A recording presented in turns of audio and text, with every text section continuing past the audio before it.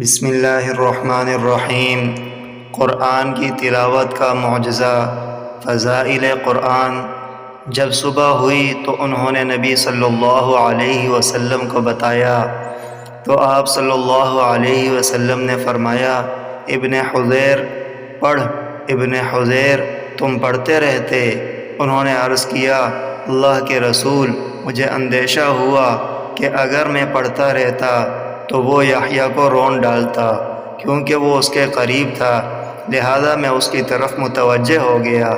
میں نے اپنا سر آسمان کی طرف اٹھایا تو اوپر سائبان کی طرح کوئی چیز تھی اور اس میں چراغوں جیسی کوئی چیز تھی۔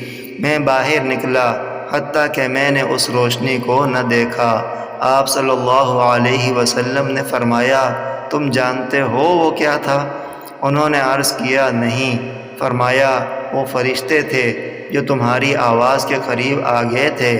اگر تم پڑھتے رہتے تو وہ وہیں رہتے اور لوگ انہیں دیکھ لیتے اور وہ ان سے مخفی نہ رہتے۔ متفق علیہ۔ اور یہ الفاظ حدیث بخاری کے ہیں اور صحیح مسلم میں ہے، میں باہر نکلا۔ صیغہ متکلم کے بدلے لفظ وہ فضا میں بلند ہو گئے استعمال ہوا ہے۔